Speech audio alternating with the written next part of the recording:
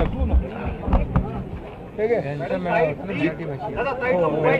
महाराष्ट्र एकीकरण समिती विरोधी पक्ष विधान परिषदेमध्ये बेळगाव भागाला केंद्रशासित प्रदेश करावा अशी मागणी केली आणि त्यावरती तुम्ही निवेदन केलं. काय भूमिका मांडली शासनाची? खरं म्हणजे बेळगावमधील मराठी भाषिकांच्या बद्दल आणि सीमा कर्नाटक महाराष्ट्र सीमा प्रश्न जो आहे या बाबतीमध्ये शिवसेनेची भूमिका, बाळासाहेब हिंदू हृदय सम्राट बाळासाहेबांची भूमिका सुरुवातीपासून त्यांच्या बाजूची राहिली आहे आणि बेळगावमधील मराठी भाषिकांच्या मागे शिवसेना खंबीरपणे उभी आहे आणि सरकार देखील महाराष्ट्र सरकारने देखील एक मताने ठराव करून त्यांना पाठिंबा दिलेला आहे आणि बेळगाव संदर्भामध्ये माझी भूमिका देखील जिव्हाळ्याची आहे. कारण 1986 साली जे आंदोलन झालं त्यामध्ये देखील सीमा आंदोलनामध्ये मी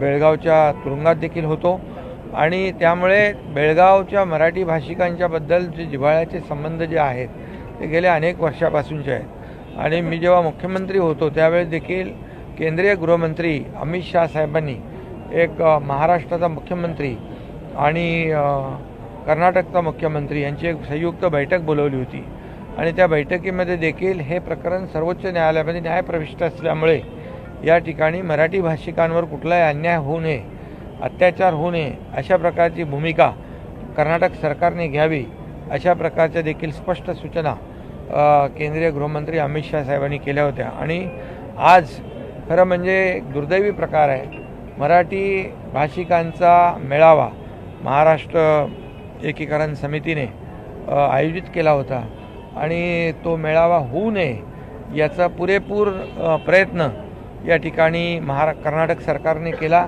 कर्नाटक सरकारने एक दडपशाही केली आणि जे आंदोलनकर्ते होते ते माजी आमदार असतील, माजी महापौर असतील, अनेक लोक शेकडो मराठी भाषिकांना वेगवेगळ्या तुरुंगामध्ये डांबण्याचं दुर्दैवी प्रकार त्या ठिकाणी केलेला आहे आणि म्हणून याचा मी जाहीर निषेध करतो, धिक्कार करतो. आणि आज वरिष्ठ सभागृहात विधान परिषदेमध्ये देखील सरकारची भूमिका आणि शिवसेना पक्षाची भूमिका मी मांडली. मुख्यमंत्री महोदयांनी देखील सरकारची भूमिका मांडलेली आहे. त्यामुळे सरकारची भूमिका एकच आहे की कर्नाटकमधील मराठी भाषिकांच्या पाठीशी महाराष्ट्रातली 12.5 कोटी जनता पूर्णपणे खंबीरपणे उभी आहे आणि जे सर्वोच्च न्यायालयामध्ये प्रकरण सुरू आहे यासाठी देखील महाराष्ट्र सरकारच्या वतीने अनेक तज्ज्ञ वकिलांची फौज काम करते आहे आणि आणखी जे जे काही करावं लागेल ते आपण करू. त्याचबरोबर सीमावर्ती भागामध्ये देखील अनेक शैक्षणिक संस्था आहेत, त्यांना मुख्यमंत्री निधीतून अनुदान देखील आपण दिलं. त्याचबरोबर मुख्यमंत्री सहायता निधीमधून देखील आपण त्या भागातल्या लोकांना सुविधा उपलब्ध करून दिली जेणेकरून मराठी भाषिकांना न्याय मिळेल आणि म्हणून मराठी भाषिकांच्या मागे पूर्णपणे महाराष्ट्र खंबीरपणे उभा आहे. त्याचबरोबर एक दुसरा प्रकार मुख्यमंत्री महोदयांनी सांगितलं की त्यांच्या सभागृहामध्ये स्वातंत्र्यवीर सावरकरांची प्रतिमा जी आहे ही काढण्याच्या बद्दल प्रयत्न सुरू आहे.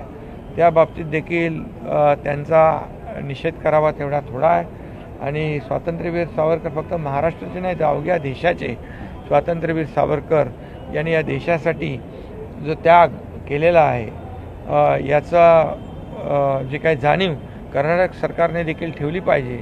आणि आपल्या सभापती नीलमताई गोरे यांनी देखील स्वतः सांगितलं आहे की तिकडच्या सभापतींना कळवून या ठिकाणी ती स्वातंत्र्यवीर सावरकरांची प्रतिमा काढू नये अशा प्रकारचा आवाहन देखील त्यांनी केलं आहे आणि सरकार देखील या भूमिकेशी सहमत आहे. आणि म्हणून स्वातंत्र्यवीर सावरकरांचा अपमान करणाऱ्या देखील कर्नाटक सरकारचा मी या ठिकाणी धिक्कार करतो, निषेध करतो.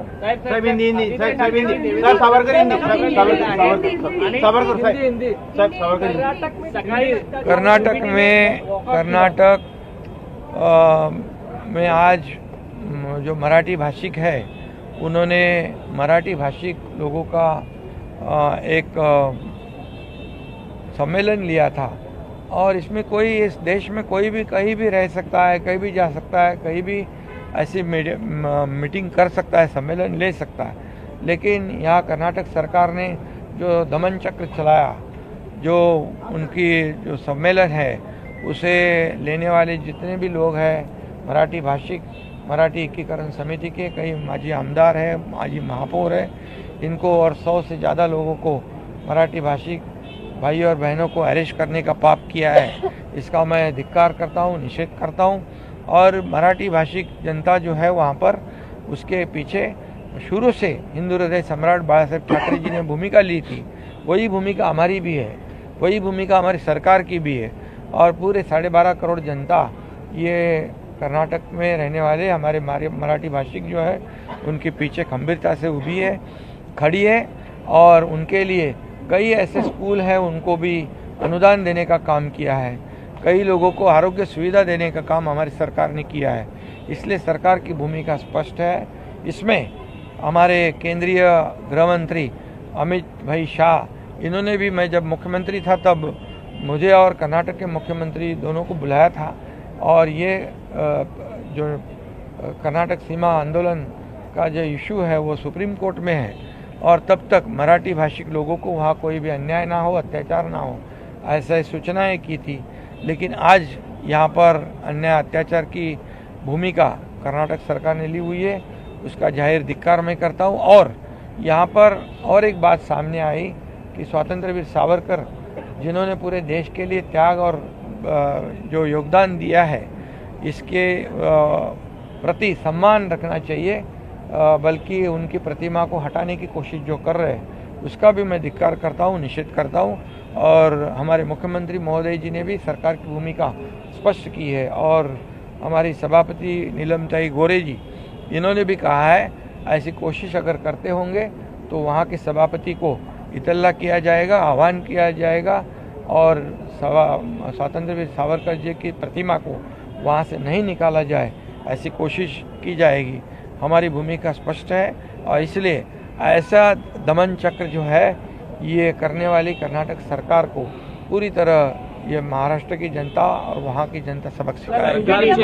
माजी मंत्री यूबीडी ने सुबह वॉकआउट किया, लेकिन एनसीपी और कांग्रेस वाले अंदर बैठे रहे। कर्नाटक में कांग्रेस की सरकार है, क्या आपको लगता है महाविकास आघाड़ी में अनबन है?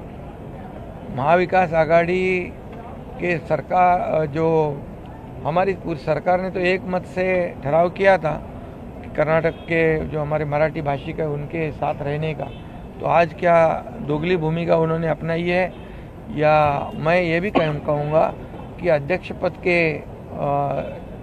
चुनाव में सभी लोगों ने सहयोग देना चाहिए। अभी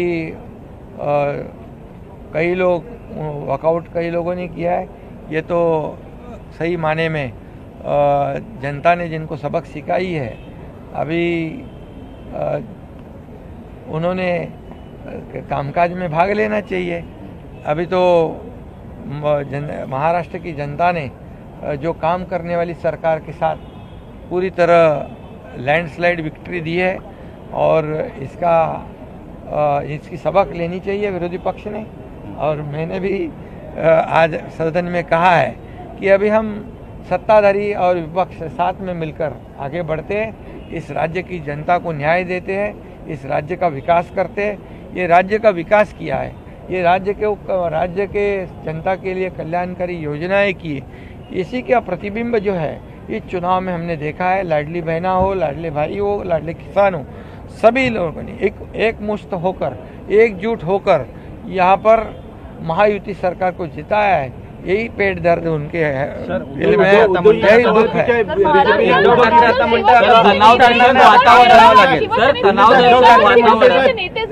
बीजेपी ने उद्धव जी से सवाल पूछा है कि क्या वो सावरकर के अपमान पर चुप बैठेंगे या अभी सवाल पूछेंगे? इससे पहले सावरकर जी के अपमान के बारे में चुप्पी साधे बैठे, इसलिए तो हमें तो नई सरकार गठित करनी पड़ी। और इसलिए मैं इतना ही कहूँगा, सभी लोगों ने कर्नाटक के सरकार ये विषय पे सभी लोगों ने एकजुट होकर कर्नाटक में रहने वाले हमारे मराठी भाषिक जो है उनका साथ देना चाहिए। तणावदर्शक वातावरणात आपले 2 माजी मंत्री जाणार आहेत का?